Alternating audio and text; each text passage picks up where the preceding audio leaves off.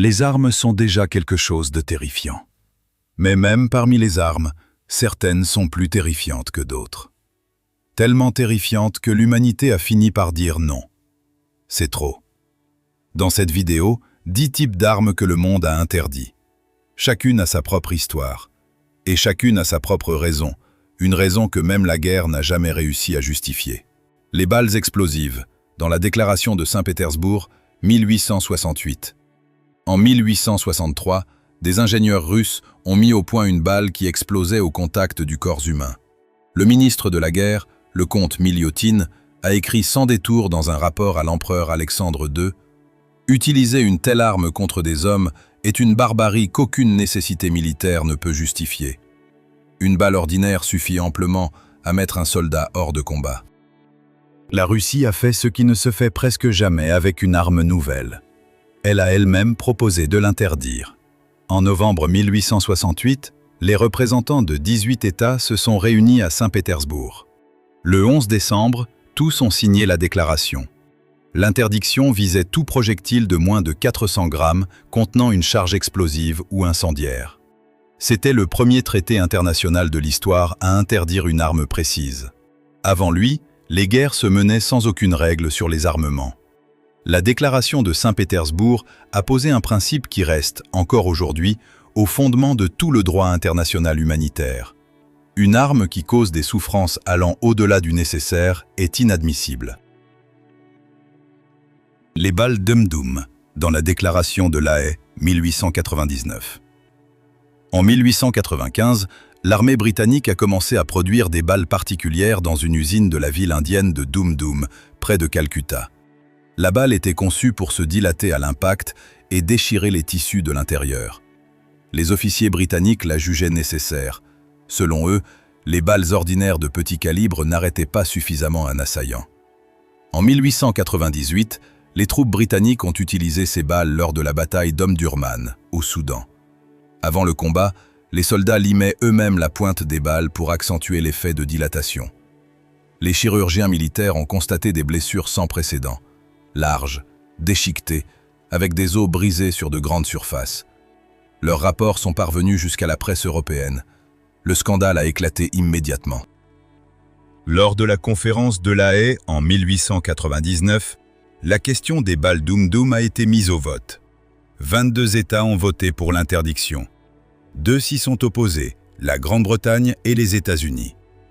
La Grande-Bretagne n'a jamais signé la déclaration, affirmant que de telles balles étaient nécessaires dans les guerres coloniales contre, selon les mots du délégué britannique, des races sauvages.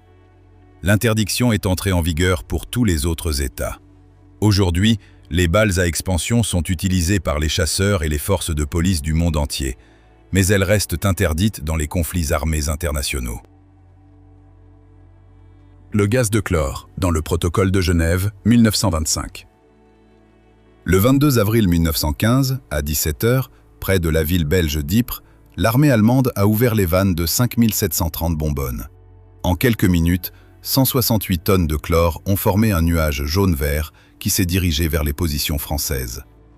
Les soldats ne comprenaient pas ce qui se passait. Le chlore rongeait les muqueuses, atteignait les poumons, provoquait la cécité. Ceux qui essayaient de fuir respiraient plus vite et mouraient plus vite. Environ 15 000 personnes ont été touchées, 5 000 sont mortes directement sur le champ de bataille.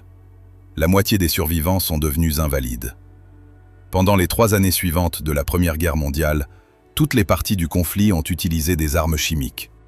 Le phosgène est apparu, sans odeur, sans couleur, sans antidote. L'hypérite est apparu à son tour, capable de brûler la peau à travers les vêtements. À la fin de la guerre, plus de 90 000 soldats étaient morts à cause du gaz et près d'1 million avaient subi de graves séquelles. En 1925, à Genève, un protocole interdisant l'utilisation d'armes chimiques et biologiques à la guerre a été signé.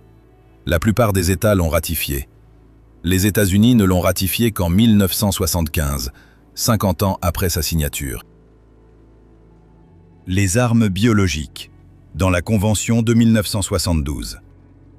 Le 10 avril 1972, 79 États ont signé un document qui, pour la première fois dans l'histoire, interdisait non seulement l'utilisation, mais aussi le développement et la production de toute une catégorie d'armes.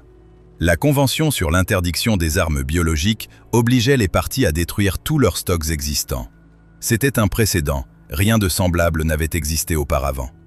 L'Union soviétique a signé la Convention, et la même année, elle a commencé à l'enfreindre. En 1973, l'Union soviétique a créé un organisme secret de recherche et de production appelé Biopréparat. Officiellement, il produisait des médicaments et des vaccins. En réalité, c'était le plus grand programme au monde de développement d'armes biologiques. Dans les années 80, environ 40 000 personnes y travaillaient. Chaque année, une nouvelle arme était mise au point. Le charbon, la peste, la variole, la fièvre Ebola, la fièvre de Marburg. En 1987, les capacités de Biopréparat permettaient de produire 200 kg de cultures bactériennes sèches de charbon ou de peste par semaine. En 1979, à Sverdlovsk, un ouvrier a retiré un filtre contaminé sur une installation de production de spores de charbon et a oublié de le consigner dans le registre. Le chef de l'équipe suivante a remis l'appareil en marche. Le 2 avril, des millions de spores se sont échappés dans l'atmosphère. Au moins 64 personnes sont mortes.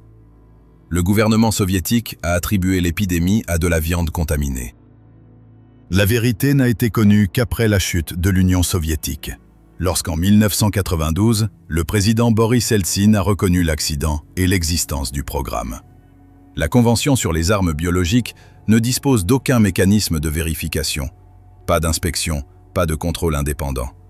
Aujourd'hui, 189 États y ont adhéré. Aucun d'entre eux ne peut être vérifié.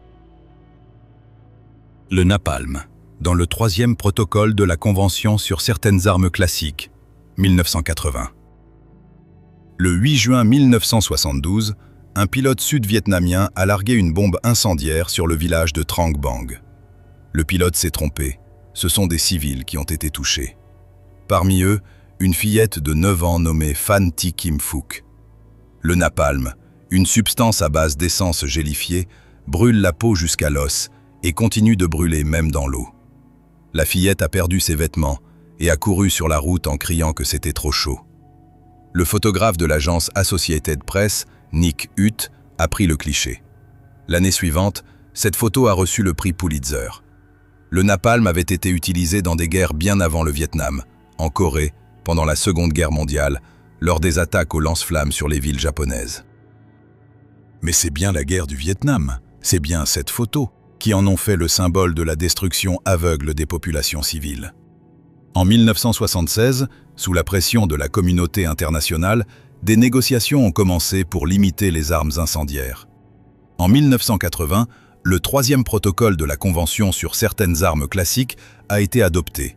Il interdisait l'utilisation d'armes incendiaires par voie aérienne dans les zones de concentration de populations civiles, mais seulement par voie aérienne. L'utilisation au sol restait autorisée sous certaines conditions. Il n'existe toujours pas d'interdiction totale du napalm à ce jour. Kim Phuc a survécu. Après 12 opérations, elle a quitté le Vietnam, obtenu l'asile au Canada et fondé une fondation d'aide aux enfants victimes de la guerre. Le pilote qui avait largué la bombe a déclaré plus tard dans une interview qu'il ignorait que des civils se trouvaient sous son avion. Les armes laser aveuglantes, dans le 4e protocole de la Convention sur certaines armes classiques, 1995. En 1995, l'entreprise publique chinoise Norinco a présenté, lors de salons d'armement à Abu Dhabi et aux Philippines, une nouvelle arme, le fusil laser ZM87. Les documents publicitaires le disaient sans détour, cette arme était conçue pour endommager la vue de l'adversaire. À 3 km de distance, elle privait une personne de la vue de façon définitive. Avec une lentille spéciale, jusqu'à 5 km. À 10 km, elle aveuglait et désorientait temporairement.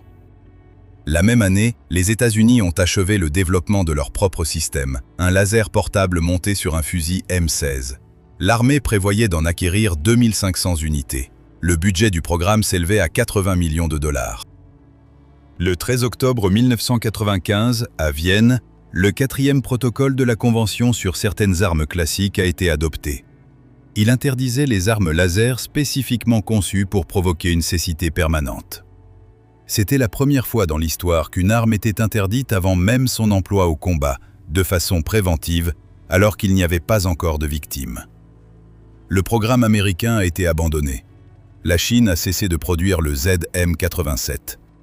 Cependant, la presse a par la suite rapporté à plusieurs reprises que cette arme aurait été repérée en Corée du Nord et au Moyen-Orient. Les mines antipersonnelles, dans le traité d'Ottawa 1997. Le 15 janvier 1997, la princesse Diana, vêtue d'un gilet pare-balles et d'une visière transparente, a traversé un champ partiellement déminé dans la ville angolaise de Wambo. À cette époque, après 20 ans de guerre civile, l'Angola comptait encore 9 millions de mines pour une population de 10 millions d'habitants. Chaque jour, des gens mouraient ou étaient mutilés par leurs explosions. Les photographies de la princesse sur ce champ de mines ont fait le tour du monde. Les mines antipersonnelles tuent sans distinction. Elles ne font pas la différence entre un soldat et un enfant. Elles continuent de fonctionner longtemps après la fin des guerres, et elles peuvent rester actives pendant des décennies.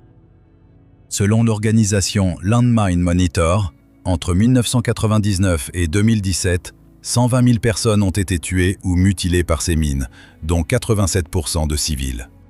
En décembre 1997, quelques mois après la mort de Diana à Paris, 122 pays ont signé le traité d'Ottawa. Il interdisait l'utilisation, la production, le stockage et le transfert des mines antipersonnelles. Le traité est entré en vigueur en mars 1999, plus rapidement que n'importe quel autre accord sur les armements dans l'histoire. La Russie, les États-Unis et la Chine n'ont pas signé ce traité. Début 2025, l'Estonie, la Lettonie, la Lituanie, la Pologne et la Finlande ont annoncé leur intention de s'en retirer, invoquant la menace militaire croissante venant de la Russie. Les armes à sous-munitions, dans la Convention d'Oslo 2008. À l'été 2006, pendant la guerre du Liban, l'armée israélienne a largué sur le pays environ 4 millions de sous-munitions issues de bombes à fragmentation. Selon les estimations de l'Organisation des Nations Unies, jusqu'à 1 million d'entre elles n'ont pas explosé à l'impact. Lorsque le cessez-le-feu a été annoncé en août, les civils ont commencé à rentrer chez eux. Et ils ont commencé à sauter sur ces sous-munitions non explosées, petites, colorées, qui ressemblaient à des jouets. Une bombe à fragmentation fonctionne ainsi. Un conteneur s'ouvre en plein vol et disperse des centaines de petites sous-munitions sur une large zone. Le problème, c'est que 10 à 40% d'entre elles n'explosent pas immédiatement et se transforment en mines dissimulées qui continuent de tuer pendant des années. Au Laos, où les États-Unis ont largué 270 millions de sous-munitions pendant la guerre secrète menée de 1964 à 1973, les bombes non explosées ont depuis tué encore 20 000 personnes. La guerre du Liban a donné l'impulsion décisive. En février 2007, la Norvège a lancé un processus de négociation en dehors des cadres traditionnels de l'Organisation des Nations Unies. Le 30 mai 2008, à Dublin, 107 États ont adopté la Convention sur les armes à sous-munitions. Le 3 décembre de la même année, à Oslo, 94 pays l'ont signée. La Russie, les États-Unis et la Chine n'ont pas signé cette convention. Les armes chimiques, dans la Convention sur l'interdiction des armes chimiques, 1997. Le 13 janvier 1993, à Paris, 162 États ont signé la Convention sur l'interdiction des armes chimiques. Elle est entrée en vigueur le 29 avril 1997. Pour la première fois dans l'histoire, un traité international n'interdisait pas seulement l'utilisation de toute une catégorie d'armes de destruction massive, il exigeait aussi sa destruction physique sous contrôle international. La Russie disposait alors du plus grand stock d'armes chimiques au monde, 40 000 tonnes. Les États-Unis en possédaient environ 28 000 tonnes. 4 États n'ont pas signé la Convention, parmi eux, la Syrie. Le 21 août 2013, des roquettes portant des ogives contenant au total 350 litres de sarin se sont abattues sur des banlieues de Damas tenues par l'opposition. Selon les estimations, des centaines de personnes sont mortes. Le sarin, un agent neurotoxique sans couleur et sans odeur, bloque la transmission de l'influx nerveux et provoque la mort par asphyxie en quelques minutes. Sous la pression de la communauté internationale, le 14 septembre de la même année, la Syrie a signé la Convention. En juin 2014, les stocks d'armes chimiques déclarés ont été retirés du pays et détruits. Mais selon les données américaines, le régime syrien a utilisé des armes chimiques au moins 50 fois depuis le début du conflit. Selon des sources indépendantes, au moins 8 fois après la signature de la Convention. Les munitions à éclat non détectables dans le premier protocole de la Convention sur certaines armes classiques, 1980. Parmi les 10 histoires de cette vidéo, celle-ci est la seule où l'interdiction est arrivée avant les victimes. À la fin des années 70, plusieurs États ont commencé à développer des munitions dont les éclats, une fois explosés, ne pouvaient pas être détectés aux rayons X. Les fragments de plastique pénétraient dans les tissus, y restaient et continuaient de causer des dommages. Il était impossible de les retirer chirurgicalement. Une blessure par éclat n'est pas mortelle en elle-même, mais elle se transformait en torture chronique. Les fragments n'étaient ni localisés, ni retirés, et provoquaient des complications pendant des années. Le 10 octobre 1980, lors d'une conférence de l'Organisation des Nations Unies à Genève, le premier protocole de la Convention sur certaines armes classiques a été adopté. Il interdisait toute munition dont l'effet principal est de blesser par des éclats invisibles aux rayons X. C'était une interdiction préventive. L'arme existait en développement, mais n'était pas encore employée massivement. La communauté internationale a choisi de ne pas attendre qu'un nombre suffisant de victimes s'accumule.